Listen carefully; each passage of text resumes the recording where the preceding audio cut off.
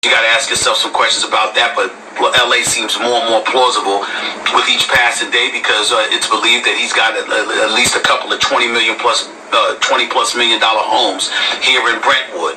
And so you take that into consideration. All right, LA's an option. Then they bring up Philadelphia because of Ben Simmons and Joel Embiid. That wouldn't make any sense to me. If I'm Philadelphia, why the hell would I bring on LeBron James? I already have a player in Ben Simmons who I believe is going to be the next transcendent player in the NBA over the next 15 years, along with Joel Embiid, who, as long as he stays relatively healthy, is most likely going to be a perennial all-star and future Hall of Famer, and may have a couple of MVPs down the pike with his name on it. Who knows? They certainly don't need LeBron. Ben Simmons is also a ball-centric player, and he's an even better passer than LeBron James is right now. At the very least, they're on the same level. I think that Ben may be a little bit better a passer than LeBron James is right now. I don't know anything about this. All I can tell you is what I heard. What I heard is that you have the lovely wife who obviously is going to have an incredible impact on what decision LeBron James makes alone. Yeah, she usually does. She's the one who dragged his ass back to Cleveland in the first place. She was tired of him laying down with all those Miami thotties, man. She was tired of that shit. Every time she came home, there was another Cuban bitch laying in the bed. Allegedly. I'm just playing. Along with his children. If you're going to depart from Cleveland, are you able to justify that by going up the road a few hours to Philadelphia? It's one thing to depart for the sunshine and the palm trees of Los Angeles, California, the purple and gold, and playing for Magic Johnson. It's another thing entirely to leave just to go a few hours up the road in Philadelphia, which is just as cold and all of that other stuff, and who already have two young stars in Embiid and Ben Simmons, and who, by the way, if LeBron and the Cleveland Cavaliers get knocked off this year, I believe will find themselves in the NBA Finals. And so when you look at it from that perspective, it's highly possible, but let me say this. Don't sleep on the Boston Celtics. The Boston Celtics, if they stay healthy and they keep getting the level of play that they're getting from Terry Rozier, they're going to have a lot to say about who comes out of the Eastern Conference this year, because they have a phenomenal amount of grit. And every time I watch those two young boys, Jaylen Brown and Jason Tatum, they look better and better and better and better. So at the end of the day, next season or in the off season after this season, Gordon Hayward may have to have his bags packed, because he may never get to play a game on the Boston Celtics team. Who knows? Yeah, they would love to have LeBron and what have you, but a justification for LeBron to go there would be jumping on that particular bandwagon, which I think comes with loads of negative publicity. No, I'm saying it comes loaded. Hold on. It comes loaded with negative publicity, whereas going to LA doesn't necessarily do that. But LeBron is 74 years old already. He's an ancient guy by NBA standards. No, not really. He just has a lot of mileage. Like Indiana Jones said in Raiders of the Lost Ark, it's not the years, it's the mileage. LeBron is only 33, but he has the mileage of a 39-year-old. With all the regular season games and postseason games that he's played, people have to realize one postseason game is like two regular season games because of the intensity and the fact that you have to go all out on defense and offense. There's no coasting in the postseason, especially for a player of his caliber who's expected to advance deep into the playoffs every season, at the very least the conference finals. That provides a lot of wear and tear on the body and on the mind. So it's not the years, Max Kellerman, it's the mileage. You count all the minutes and miles on those legs. Add all the playoffs and finals and Olympics, etc. Been playing in the NBA since he's 18 years old. If he goes to Philly to extend his career, and I don't think they're winning a championship this year, even if I think it's unlikely that they make the finals, it's possible, but even if they did, even taking him off ball, let Ben Simmons handle that, he can age more gracefully, all that. I think Philadelphia, I've always thought it was a great landing spot for him. And it's also... Well, if he's willing to play in an actual system for the first time in his career and not playing the LeBron James system, that would make it more feasible if he's willing to actually play off the ball. But can you imagine that? LeBron James willing to play off the ball? I just don't see that. I just think that LeBron is too much of an alpha. He's going to want the ball in his hands, and I can see there being a little issue between him and Ben because they play so alike.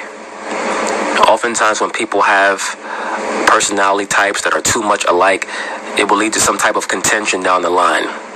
And I just don't think that that's good for business, especially since Ben Simmons is signed to his company, Clutch Sports. I think that LeBron should go where everyone else goes when it's time for them to retire. Go back to Florida. You can go back to Miami. They have a good young nucleus of players that are willing to play hard on defense. They have a great coaching infrastructure. They have Hassan Whiteside. You don't have to guard your man all the way to the basket. You can ferry them over to Whiteside, let him get his shot blocks. That's all. Very simple. And the best thing about it is he'll be close to his PED distributor. Allegedly. It's also a cool franchise. Like, even if you're not from Philly, you kind of like the Sixers. People on the lower markets. I do kind of like the Sixers. I'm not going to lie about that. I like their team. They got a lot of swag. Markets even. Those are two different things. But I like Boston, too. I might like Boston a little bit more than the Sixers. I like Boston's swag. But, okay, hold on. There's no disagreement. Yeah. Okay, I said there's no disagreement with those 2 points, but it is negative publicity. It would be a negative to his legacy if he went to Philadelphia, not to LA. Of course, but sure. But what LeBron, I'm sure, has learned is there'll always be negative publicity no matter what. So how much of it he wants, is the question. And I agree with that. I think that LeBron James is so accustomed to being at the eye of the storm. I think that he's so used to being the focus of vitriol and negative commentary that I don't think that he cares. I don't think that he makes his decisions, and no king should. No king should make decisions based off of being concerned about what the masses at large are going to say or what they're going to think. But he does have to understand that based off of the decision that he makes, that is going to affect his legacy.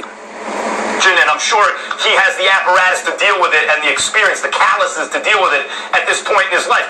LeBron, look, when you bring up, hey, the best player in the world, if you have an all-star sidekick, what are the excuses? I just want to remind you, Stephen A., as though you need reminding how difficult it is to win a championship in the NBA. I go back, my first year watching NBA basketball, 79-80, right? Now, I didn't get a lot of Lakers games on the East Coast. I was a, Knicks fan back then, and you saw your local team, really. It's not like it is today. But I got to tell you something. That roster had Magic Johnson, maybe the greatest rookie who ever lived in any sport, right? I wouldn't go that far, Max Kellerman. I think that Magic was a great rookie. I don't think that he was the greatest rookie in NBA history. I think that he was very fortunate to land on a team that had another player that would finish in the top 10 all-time greatest players. That's what he was fortunate of. And Jamal Wilkes, you can argue, is a top 100 all-time NBA player. That team was stacked. Look up Norm Nixon's career stats. Like, Norm Nixon is a career 15-point per game, 7.5 assist guy. That was the point guard before Magic Johnson got there, and they kind of shared point guard duties, at least for like Magic's first 3 years or so. That team was stacked, and of course they had Bob McAdoo. So Magic really fell into a good spot, and of course he amplified it because of his own greatness. But to call him the greatest rookie ever, I wouldn't say that. He didn't even win Rookie of the Year that year, Max Kellerman. Larry Bird did that. And beyond that, Magic is not the only rookie to have won the championship. Bill Russell won the championship in his rookie season. And if you just want to talk about stats, look at Will Chamberlain's rookie stats. Look at Michael Jordan's rookie stats. Shaquille O'Neal was probably the most impactful rookie that I can remember seeing with my own 2 eyes. Either him or Tim Duncan. Kareem Abdul-Jabbar, who's won the MVP that year, they still had Norm Nixon and Jamal Wilkes. And at the trade deadline, they were looking and they said, we need a little something to put us over the top, and got Spencer Haywood. I didn't even know that they got Spencer Haywood. Impossible to win a championship. It's so difficult. You need to stack the talent so high for you. And Kareem was the best player in the world. He didn't always win a championship with an all-star sidekick. When you say that about LeBron, you're doing him a disservice because you're elevating the expectations for him beyond anyone else ever. Well, listen, you can't say that, Max. That's not true because you're not being completely honest. And here's what I mean by that. you're bringing up what other players had. You're not bringing up how they were acquired. You're not bringing up trades. In other words, you want to sit up there and lament the fact that people will frown upon a player making the choice to do something or not, whereas a team could do it, but the player can't do it. And I understand that. There's legitimacy to that. But you also have to understand, part of the things when we judge a player and their skill set, we also judge their heart, the heart of competition. If you're Isaiah Thomas and you wanted to go and play with Jordan instead of against him, we're going to look upon that differently than if you were traded to a team. If you're Julius Dr. J. Irvin or somebody like that, if you were Moses Malone and you decided, you just want to go and play with Julius Irvin as opposed to getting traded there, that's something that you're going to pay attention to, because when we judge individual players, we're looking at their mental makeup, the heat of competition that they ingratiate themselves towards, that they gravitate towards, and it matters to us. I agree with that. I agree with a lot of what Stephen A. Smith is saying, but he also has to understand that you have to factor in the changing of times, and when times change, the paradigm changes also. And I do agree. I will say this. LeBron James's constant movement, his seeking out the best place for him in regards to what he believes is going to put him in the most advantageous position to win another championship, is going to factor against him in the only debate that really matters in his mind. That is his legacy versus Michael Jordan's. But when we go back to the 80s, we have to understand that many of those players would have switched teams if they could have. You don't think that Alex English would have wanted to team up with another great player from the 80s, like a George Gervin or someone like that, to say to him, look, the Lakers are stacked, let's team up together and let's go against the LA Lakers? Of course. And so what I'm saying to you, when you talk about Magic being drafted or Kareem being traded and the Cooper and Norm Nixon being acquired with the Jamal Wilkes and all of that stuff, I understand your point about the roster. But when you look at the players, you have to understand that there is a difference between a player who had a situation forced upon him and a player who is looking to run real quick towards the path of least resistance towards a championship. Well, Stephen A. Smith, you make a lot of valid points, or at least attempts at points. What I will say is this. We can look at the record books or the history books in regards to the NBA and state, well, the reason why Moses Malone was sent to the Philadelphia 76ers was because he had no control of the situation. We can say that Wilt Chamberlain was moved to the LA Lakers because he had no control of the situation. But we know that behind the scenes, there were certain factions at work to assist those players in teaming up with other great players, because it would push forward the NBA narrative. It would make things more competitive. Anyone who does not understand that the NBA, even back in the 60s, was trying to help Jerry West advance as a player in prominence, and they understood that teaming him up with Wilt Chamberlain would give him an adequate chance against the Boston Celtics of the 60s. You're just not being reasonable. You're not being cognizant of what's best for a competitive sports league. You want to have rivalries. You can't have the LA Lakers going back to the finals in the 60s over and over and over again and losing in 6 and 7 games. Eventually, you want those Lakers teams with West and Baylor to win. And if that means that you have to assist the Lakers by bringing a center who himself keeps losing to the Celtics, like a Wilt Chamberlain, and transferring him over to the LA Lakers, that's what you do. When you're looking at the early 80s, the NBA knew that Dr. J was the ambassador of the league.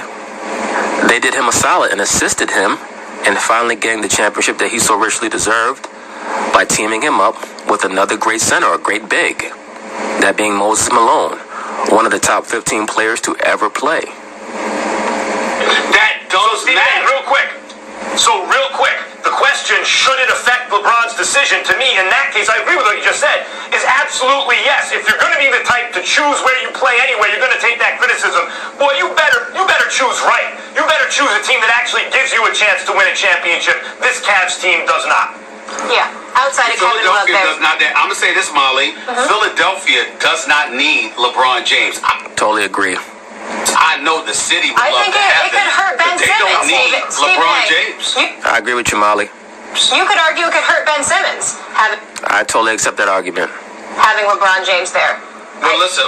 Joel Embiid and Ben Simmons. Joel Embiid and Ben Simmons do not need. Anybody benefits from the greatness of LeBron James, but the Philadelphia 76ers do not need him. Yeah. Well, Let's put outside up a of poll. Kevin Love, his teammates Philly were fans, you pretty want much LeBron? non-existent yesterday, so not making a strong case for him We to know stay they're there. going to say yes. Still to come, gentlemen. Totally agree. But anyway, that was a good little conversation in regards to what exactly the parameters and the outside forces that constitute LeBron James' potential decision to leave the Cleveland Cavaliers or stay. And I think that there still is a chance that he may stay. So that was a good little conversation in regards to many of the outside forces that may be affecting LeBron James' decision on whether or not he's going to stay in Cleveland or leave. In my view, I believe that he should go to the Miami Heat. I think that they would provide him with the best resources, both on and off the court, to put him in an advantageous position to assist him in what he claims he wants, that being a continued chances at winning an NBA championship or repeated titles, to try to catch that quote-unquote ghost, Michael Jordan. So we'll see what LeBron decides to do. But anyway, peace.